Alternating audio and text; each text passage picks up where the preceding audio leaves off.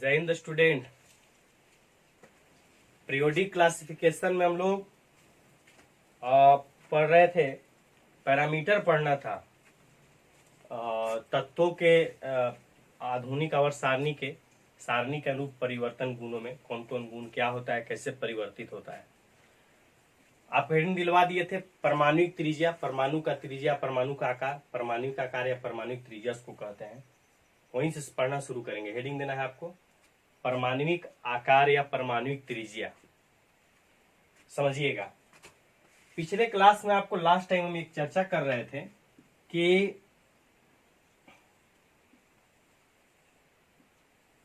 चर्चा ये कर रहे थे, आपको ऐसे समझना। पहला बात तो ये है, अच्छे तरीके से आप समझ जाइए कि ऐसा नहीं है कि पहले से जो ऑर्बिट कक्षा हम लोग कहते हैं वो ऐसा नहीं कि ये बनाया हुआ पहला ऑर्बिट है, दूसरा तीसरा, इसमें इलेक्ट्रॉन घूमता है। नहीं, इलेक्ट्रॉन कोई निश्चित नहीं, एक इलेक्ट्रॉन ये है तो इलेक्ट्रॉन ऐसा थोड़ा एक लाइन पे घूमता है, ऐसे ऐसे घूमते रहता है, ऐसे ऐसे ऐसे ऐसे ऐसे हर एक जगह दिखाई देगा। तो बोले कि एक इलेक्ट्रॉन हर एक जगह कैसे दिखाई देगा? इतना स्पीड से दिखाई देता है कि क्लाउडिंग हो जाता है। जैसे आपको एक बार बतलाए होंगे, जैसे पंखा है तो पंखा जब चलने लगता है तो उसका 3 ब्लेड दिखाई देता है, 3 जो डैना होता है सो नहीं लगता, पूरा चादर जैसा फैला हुआ है। उसी तरह से इलेक्ट्रॉन ऐसे होता है। तो इलेक्ट्रॉन यहाँ भी है, यहाँ भी, यहाँ भी, यहाँ भी, मतलब कोई निर्धारित जगह नहीं होता है। बात समझ में आ गया? हर एक ऑर्बिट के लिए। तो कैसे पहचान आता है? तो इस तरह से पहचानते हैं कि जिसका क्लाउडिंग घनापन कम होता है उसको फर्स्ट ऑर्बिट कहते हैं, फिर सेकेंड, फिर थर्ड, फोर्थ, ऐसे। मतलब जैसे कक्षा बढ़ता है क्लाउडिंग बढ़ता है। क्वांटम नंबर आपको बतलाए थे हम। तो पहला बात ये समझना। दूसरा बात ये समझना है आपको, पहले त्रिज्या पर चर्चा करते हैं। मतलब त्रिज्या का मतलब आपको बताया था कि परमाणु गोलीय होता है, तो जो बाह्यतम इलेक्ट्रॉन होगा, किनारे वाला इलेक्ट्रॉन होगा, उस इलेक्ट्रॉन और नाभिक के बीच की दूरी को त्रिज्या कहेंगे। गोलाकार चीज है, त्रिज्या के रूप में मापते हैं। त्रिज्या आपको पता है केंद्र और बाहरी छोर के बीच की दूरी को कहते हैं। लेकिन ये तो डिफिनेशन आपको सिंपल समझ में आ गया, लेकिन आपको समझना ही है कि ये निर्धारित कैसे करेंगे। जब ये इलेक्ट्रॉन का जगह ही फिक्स नहीं होता है तो फिर कैसे निर्धारण होगा। और ये वास्तविक बात है कि किसी परमाणु का त्रिज्या का निर्धारण आसान नहीं होता है। लगभग आसान क्या, संभव है। असंभव इसलिए है कि उसका बाह्यतम इलेक्ट्रॉन का स्थान निर्धारित नहीं होता है। ये स्थान निर्धारित होगा कि इलेक्ट्रॉन यहाँ है तो यहाँ से हम मपा जाएगा, लेकिन ऐसा नहीं होता है। तो कैसे निर्धारित करते हैं त्रिज्या को? तो त्रिज्या का निर्धारण हम बतलाए थे कि द्विपरमाणु का अणु, मतलब उसी के सहसंयोजक अणु, माने सहसंयोजक मतलब एक ही प्रकार के यदि अणु रहेगा H2O2, तो इनके नाभिकों के बीच की दूरी को, केंद्रों के बीच की दूरी के आधे भाग को उसकी त्रिज्या कह देते हैं। और त्रिज्या जो पिकोमीटर में निर्धारित होता है, पीएम पिकोमीटर, किसका कितना होता है, कैसे निकालते का एग्जाम्पल करेंगे। ये तो हो गया, उसके पूरा विवरण हो गया कि परमाणु त्रिज्या क्या है, कैसे निर्धारित करते हैं। एक आध का ये किसका कितना होता है सो। इसके बाद आप लोग को पढ़ना होगा आगे कि आधुनिक आवर्त सारणी में परमाणुक त्रिज्या कैसे परिवर्तित होता है। दो तरह से, आवर्त के अनुदिश, आवर्त के अनुदिश मतलब बाएं से दाएं, और वर्ग के अनुदिश ऊपर से नीचे। ऊपर से नीचे आने पर क्या होगा, बाएं से दाएं जाने पर क्या होगा सो। तो उसको फिर पढ़ना होगा। पहले लिखना है, हेडिंग दे दिया आप परमाणुक त्रिज्या और डैश देख लिखना है। लिखिएगा, किसी परमाणु के बाह्यतम इलेक्ट्रॉन एवं नाभिक के बीच की दूरी को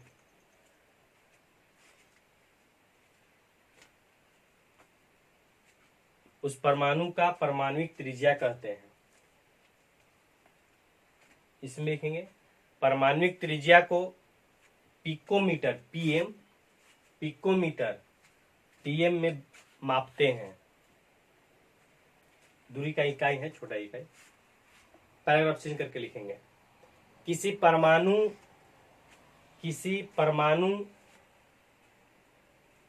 के त्रिज्या का निर्धारण लगभग असंभव होता है, क्योंकि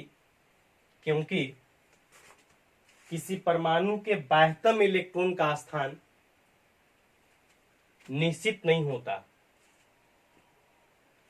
अतः परमाणु की त्रिज्या उसके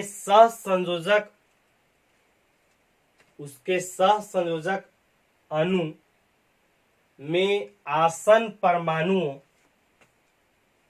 के नाभिकों के अर्थात केंद्रों के बीच की दूरी के अर्ध भाग को उस परमाणु की त्रिज्या कहते हैं। उस परमाणु की त्रिज्या कहते हैं। और नाभिक के बीच की दूरी जो बोले ना, केंद्रों के बीच की दूरी, इसको बोलते हैं क्या? उसको बोलेंगे अंतरनाभिकीय दूरी। क्या बोलते हैं? अंतरनाभिकीय दूरी। क्या लिखे थे? हाँ, परमाणुविक त्रिज्या बराबर होगा केंद्रों के बीच की दूरी, मतलब अंतरनाभिकीय दूरी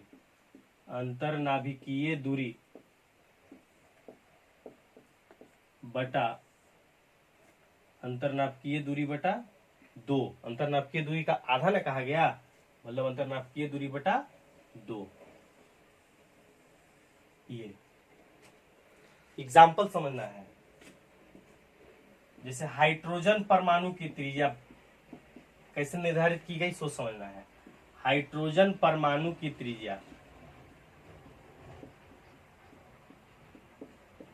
तो हाइड्रोजन परमाणु की त्रिज्या का जो निर्धारण हुआ वो उसके सहसंयोजक अणु H2 से हुआ। नहीं, ये H2 अणु है। और आपको थोड़ा बहुत ऑर्बिटल का ज्ञान पता होगा कि ऑर्बिटल होता है ना, हाइड्रोजन है, एक इलेक्ट्रॉन है, एस में है, तो एस ऑर्बिटल का शेप कैसा होता है? स्फेरिकल। तो H2 का मतलब क्या है कि H है, तो इसका स्फेरिकल ऐसा होगा, इसका स्फेरिकल ऐसा।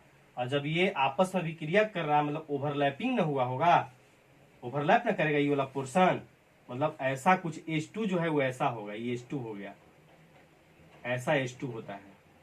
ये इसका एक परमाणु का ऐसे, दूसरा परमाणु का ऐसे। नहीं समझ में आया? फिर से बोलते हैं। ये केमिकल बॉन्डिंग का चीज आपको समझ में आना चाहिए। केमिकल बॉन्डिंग पांडे सर बतलाए होंगे। H2 मतलब HH, इस H का ऐसा ऑर्बिटल ओवरलैपिंग में भाग लेगा, बॉन्डिंग बनता है ओवरलैपिंग के बाद।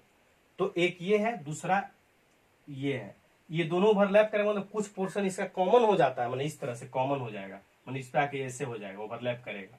तो ये वाला हटा दिए हैं।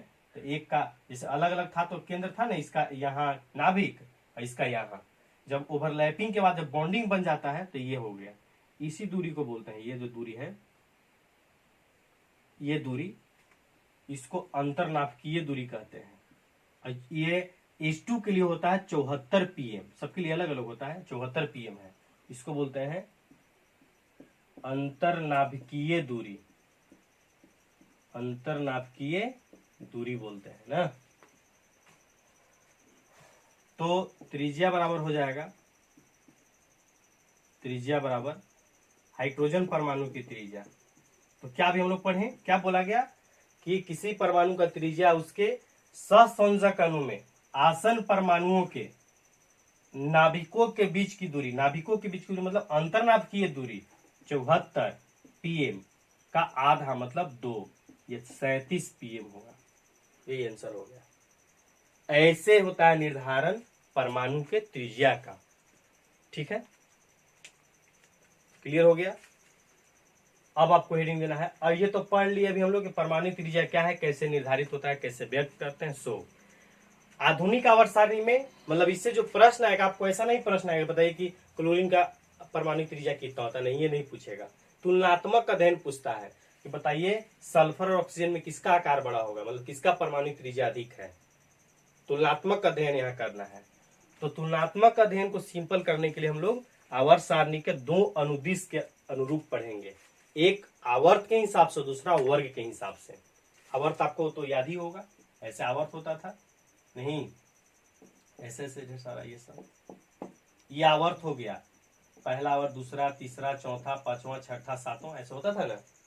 तो आवर्त का मतलब चौथा आवर्त, तो ये चौथा आवर्त, ये पूरा यहाँ से यहाँ तक हो गया।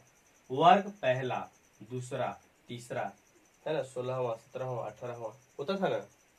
तो आपको ये आवर्त और वर्ग दोनों का अनुदिश समझना होगा। आवर्त वर्ग आपको निकालने आ गया है तो सिंपल आपको समझ में आ जाएगा कि किस परमाणु का आकार किससे बड़ा है और किससे छोटा है। ठीक है, आगे हेडिंग देना है आपको, आवर्त के अनुदिश परमाणुविक त्रिज्या का परिवर्तन। मतलब ये कि आवर्त में बाएं से दाएं जाने पर, मतलब एक ही आवर्त का तत्व होगा तो किसका परमाणु त्रिज्या बड़ा होगा किसका छोटा होगा, इसका निर्धारण। चलिए डैश देके लिखिएगा। किसी आवर्त में बाएं से दाएं जाने पर, किसी आवर्त में बाएं से दाएं जाने पर परमाणु की त्रिज्या घटती है, परमाणु की त्रिज्या घटती है क्योंकि बाएं से दाएं जाने पर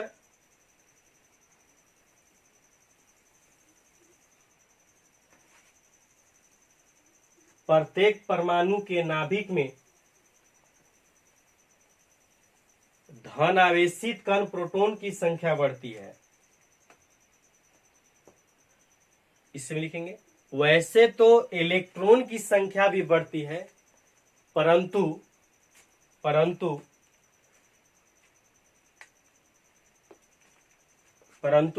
प्रोटॉन का प्रभाव इलेक्ट्रॉन के तुलना में अधिक होता है। चलिए समझिएगा, यही बात आपको बार बार समझना होगा, अच्छे तरीके से एक बार में समझ जाना, ये बहुत इंपॉर्टेंट बात है। पूरे टॉपिक का इससे आगे का जो पीरियड टेबल है वो यही मतलब टर्निंग पॉइंट है, समझिए आप यहाँ समझ गए तो आगे क्लियर हो जाएगा। देखिए समझिए क्या कहा गया, जैसे कोई परमाणु है तो उसमें इलेक्ट्रॉन प्रोटॉन की संख्या बराबर होती है, ये पता है आपको, इलेक्ट्रॉन और प्रोटॉन की संख्या बराबर होती है। तो मान लीजिए कि सल्फर है, ये सल्फर है तो सल्फर में है 2, 8, 6 इलेक्ट्रॉन। ठीक है, पीरियोडिक टेबल का बात, अभी एक क्लोरीन है बगल में, क्लोरीन में 17 इलेक्ट्रॉन है, इसमें 16, तो इसमें 2, 8, 7 होगा, क्लोरीन होगा। तो अब आपको समझना है कि पीरियोडिक टेबल में इनका स्थान कहाँ है, तो एक ही, दोनों का यदि आवर्त संख्या निकालेंगे तो 3 ही आएगा, और 3 आएगा तो बाएं दाएं अरेंज करके करेंगे तो पहले सल्फर आता है तब क्लोरीन आता है, मैंने एक ही आवर्त का तत्व है, बाएं से दाएं ऐसे करेंगे तो इससे होगा। ये मतलब ये कि पहले बाएं भाग में सल्फर और दाएं भाग में क्लोरीन होता है। ठीक है, तो आपको समझना ये कि दोनों का आकार यदि हम लोग को पूछा जाए किसका आकार बड़ा होगा तो देखने में तो सेम लग रहा है। क्या सेम लग रहा है कि इसमें भी इसका भी कक्षा संख्या 1, 2, 3 गो, और इसका भी 1, 2, 3 गो, तीसरा इलेक्ट्रॉन गया है, भाई तीसरा कक्षा तक इलेक्ट्रॉन गया है। इसका मतलब ये नहीं कि दोनों का आकार बराबर होगा, त्रिज्या बराबर होगा, नहीं, समझना है। त्रिज्या के बारे में कहा गया कि बाएं से दाएं जाने पर बढ़ता है, वो इसलिए कि नाभिकीय, इसका परमाणु संख्या 16 है, मतलब इसमें नाभिक में क्या 16 गो प्रोटॉन है, 16 गो प्लस प्लस प्लस चार्ज है, 16 गो प्रोटॉन है, और इसमें 17 गो प्रोटॉन है, मतलब एक बढ़ गया। तो आपका मतलब ये होगा कि आप कह रहे हैं कि बढ़ गया, तो क्या हो गया बढ़ जाने से, तो बढ़ जाने से इलेक्ट्रॉन का आकर्षण बढ़ जाता है। यहाँ 16 प्रोटॉन था और यहाँ 17 प्रोटॉन है, तो 17 प्रोटॉन होने के कारण इलेक्ट्रॉन को ये ज्यादा तेजी से आकर्षित करेगा। ठीक है, मतलब ये कि ये इलेक्ट्रॉन प्रोटॉन के बीच में ना बल लगता है ना, अपोजिट चार्ज है तो बल लगता है, माने इलेक्ट्रॉन को जो है प्रोटॉन अपनी ओर से खींचे रहता है, तो जितना ज्यादा प्रबलता से खींचेगा उतना वो नजदीक आएगा, माने आकार छोटा हो जाएगा। त्रिज्या अधिक का मतलब क्या कि इलेक्ट्रॉन पर आकर्षण अधिक है प्रोटॉन का, ये समझना है आपको। तो यहाँ 16 प्रोटॉन जो है खींच रहा था इलेक्ट्रॉन को, और यहाँ 17 प्रोटॉन, तो आप कहिएगा कि तो उल्टा पलटा बात समझा रहे हैं।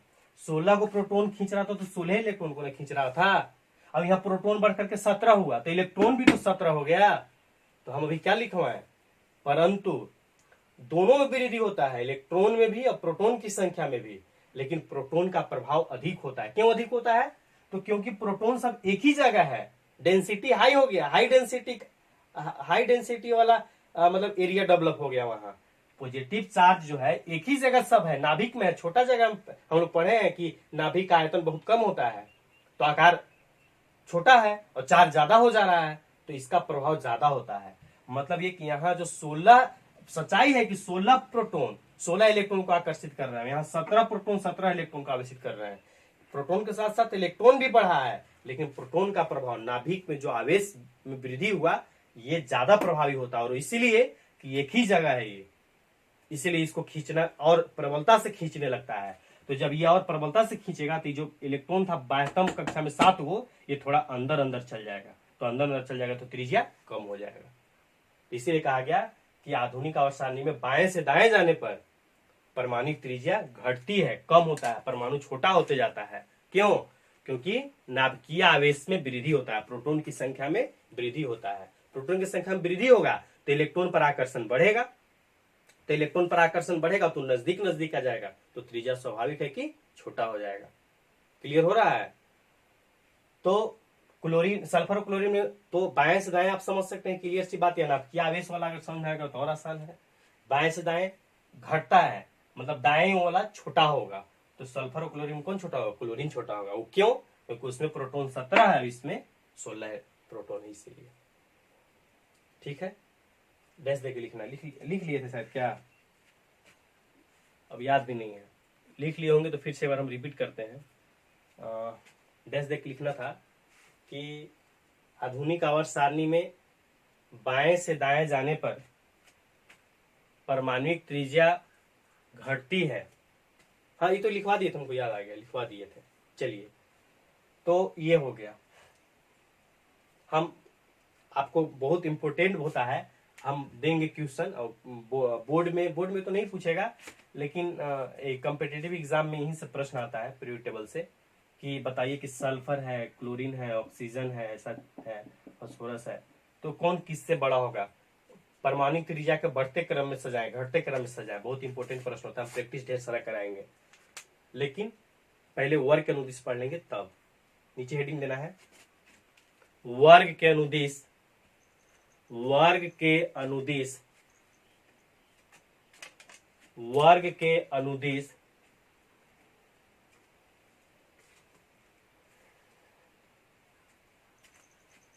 परमाणुक त्रिज्या का परिवर्तन। डैश देख लिखिएगा। वर्ग में सिंपल हो जाता है। देखिए, एक वर्ग का यदि बात करें, जैसे पहला वर्ग है, तो पहला वर्ग में हाइड्रोजन आता है, लिथियम आता है, सोडियम है, रुबिडियम है, सीजियम है, फ्रांसियम है, एफआर, ये सब है। तो ये बिल्कुल सिंपल हो जाता है। हाइड्रोजन का एक इलेक्ट्रॉन, तो इसका परमाणु त्रिज्या ऐसा होगा, ऐसे परमाणु दिखेगा। नाभिक कभी लिथियम है तो इसका इलेक्ट्रॉन भी 2 1 होता है, मतलब 2 इलेक्ट्रॉन पहला कक्षा में, दूसरा में 1 हो, तो इसका बनाएंगे तो ऐसे बनेगा। तो स्वाभाविक बढ़ते जा रहा है। सोडियम का तीसरा, मतलब ये कि वर्ग में जब ऊपर से नीचे आते हैं तो सीधे कक्षा संख्या में वृद्धि हो जाता है, कक्षा संख्या बढ़ जाता है। एक ही वर्ग कहीं भी बात करेंगे तो, जैसे 16 में आता है ऑक्सीजन, सल्फर, ऐसे, तो ऑक्सीजन का इलेक्ट्रॉनिक विन्यास 2 6, इसका मतलब किसका जो है ऐसे, पहला यहाँ दूसरा यहाँ। सल्फर में 16 2 8 6 2 8 6, तो इसका इलेक्ट्रॉन पहला में भी गया है, दूसरा में भी, तीसरा में भी, नहीं सीधा बढ़ गया। ऑक्सीजन में 2 गो कक्षा था, इसमें 3 गो हो गया, तो आकार स्वाभाविक बढ़ जाएगा। तो वर्ग में ऊपर से नीचे आने पर परमाणु त्रिज्या बढ़ता है, स्पष्ट दिखाई देगा। वो इसीलिए कि कक्षा संख्या में ही वृद्धि हो जाता है। बात सुना गया? डैश देके लिखना है। आधुनिक आवर्त सारणी में किसी वर्ग में ऊपर से नीचे जाने पर, किसी वर्ग में ऊपर से नीचे जाने पर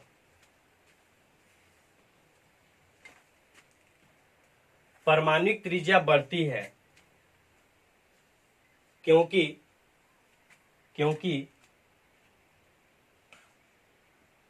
परमाणु त्रिज्या बढ़ती है क्योंकि वर्ग में ऊपर से नीचे जाने पर कक्षा संख्या में वृद्धि होता है, कक्षा संख्या में वृद्धि हो जाता है।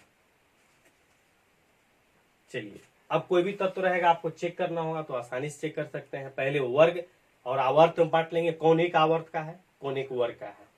आवर्त कम होगा ऊपर वाला होगा, आकार स्वाभाविक है छोटा होगा। क्वेश्चन से प्रैक्टिस करते हैं।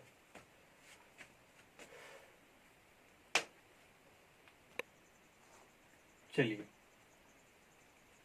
क्वेश्चन करते हैं। और टेस्ट कैसा गया? टेस्ट में तो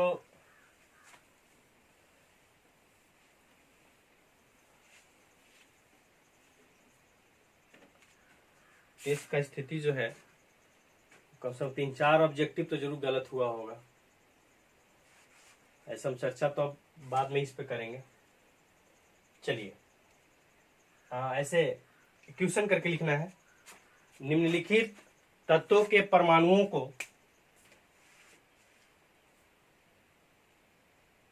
परमाणुक त्रिज्या के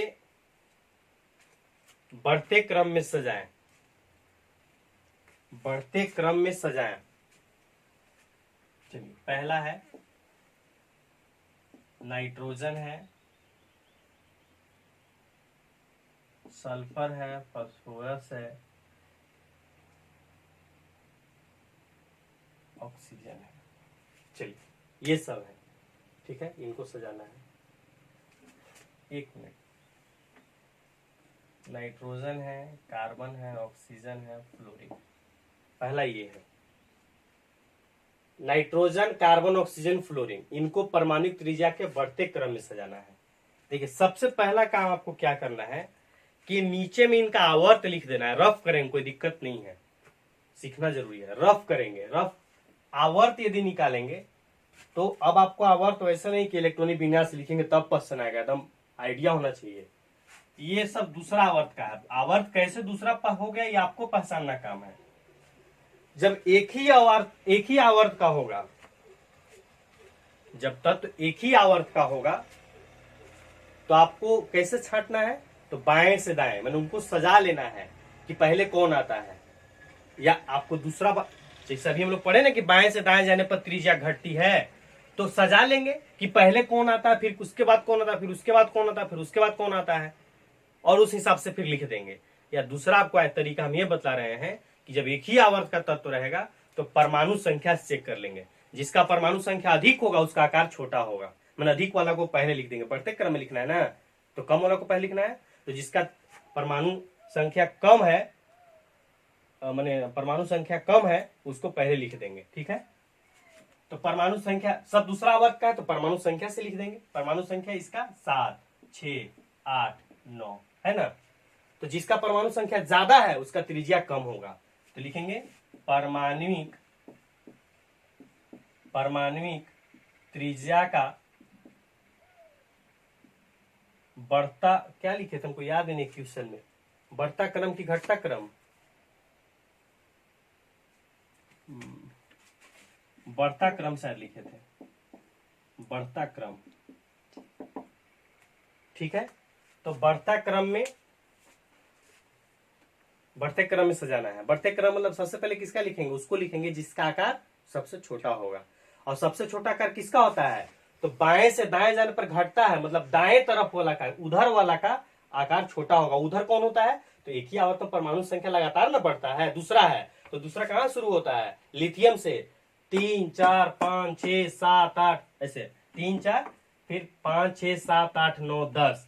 तो परमाणु संख्या बढ़ रहा है, मतलब जिसका ज्यादा होगा उसका आकार छोटा होगा। तो सबसे छोटा किसका होगा, फ्लोरीन का।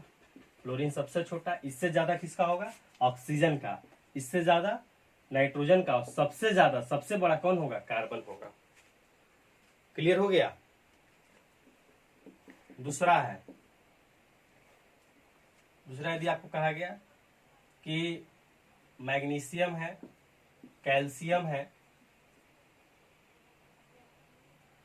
और स्ट्रोंशियम है, सबका यदि आप आवर्त निकालिएगा तो ये तीसरा आवर्त का होगा, ये चौथा आवर्त का और ये पांचवा आवर्त का। ये बात समझ में आ रहा है आपको, तीसरा, चौथा और पांचवा। तो आवर्त जैसे ही अंतर हो जाए, इसका मतलब ये समझना है कि वर्ग का ही मामला है। वर्ग में क्या पढ़े थे, ऊपर से नीचे आने पर परमाणु त्रिज्या बढ़ती है। या सिंपल बात आपको ऐसे समझना है कि आवर्त जैसे ही अलग अलग आ जाए तो जिसका आवर्त बड़ा होगा वो बड़ा त्रिज्या का होगा। तो सबसे बड़ा आवर्त किसका है, पांचवा आवर्त का, चौथा का और तीसरा का, तो सबसे बड़ा इसका हो जाएगा। लिख लेना है, परमाणुक त्रिज्या का बढ़ता क्रम बढ़ता क्रम, पहले हो जाएगा सबसे छोटा मैग्नीशियम होगा क्योंकि तीसरा वर्ग का ही है, एक ही वर्ग का है ये, वर्ग दूसरा वर्ग का तत्व है ये सब, मैग्नीशियम तब कैल्शियम तब स्ट्रोंशियम, सबसे बड़ा स्ट्रोंशियम होगा। तीसरा है नाइट्रोजन, फास्फोरस, सल्फर, ऑक्सीजन। चौथा है, आप क्वेश्चन लिखे एग्जाम्पल नहीं लिखे, एक नोट पॉइंट लिखना था, नोट पॉइंट ये लिखना था, आप कहीं भी लिख लीजिए देख करके, फिर वो भूल जाएंगे।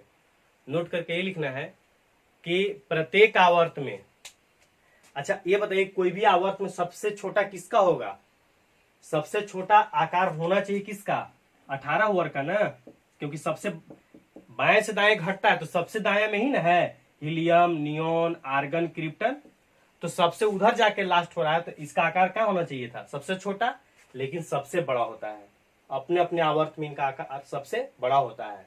क्यों? क्योंकि उनके बीच वांडर वाला आकर्षण बल, भौतिक बल कार्यरत होता है, इसलिए नोट करके लिख लेना है।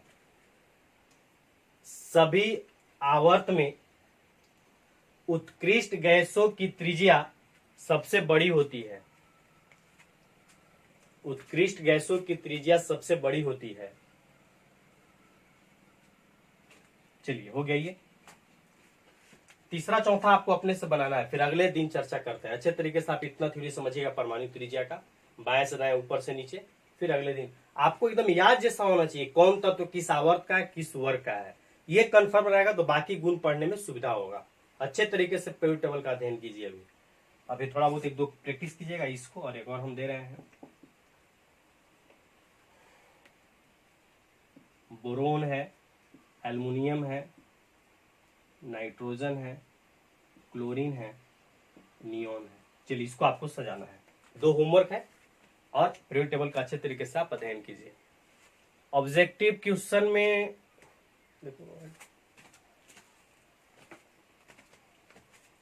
आपको वैसा बहुत प्रॉब्लम वाला तो कुछ चीज नहीं था,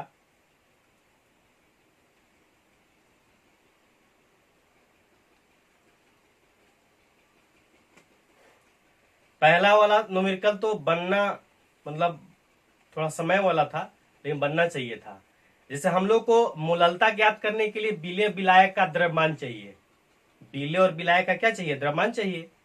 तो विलेय और विलायक का द्रव्यमान नहीं पता हो जाएगा, कैसे पता करना है, तो केवल प्रतिशत दिया हुआ है, तो प्रतिशत मतलब कि 100 में बात हो रहा है, टोटल 100 था, तो 3.5 ग्राम विलेय का द्रव्यमान हो जाएगा। 5% डब्ल्यू, 3.5% W/W का अर्थ क्या होगा कि 100 में 3.5 ग्राम क्या है, NaCl है, सोडियम क्लोराइड, अब बाकी 96.5 ग्राम क्या है, उसमें जल हो गया। तो विलेय विलाय का द्रव्यमान पता हो गया तो नहीं निकल जाएगा, मूललता आसानी से निकल जाएगा। अगला था कौन अनुसंख्यक गुण नहीं है, अनुसंख्यक गुण नहीं है, 4 अनुसंख्यक गुण था, तो उसमें से घनत्व तो नहीं है, ये हो जाएगा, आसान था। अगला था हिमांक का अनुमान किसमें अधिकतम होगा, कितने मिनट हो गए, चलिए अगले दिन चर्चा करते हैं। धन्यवाद।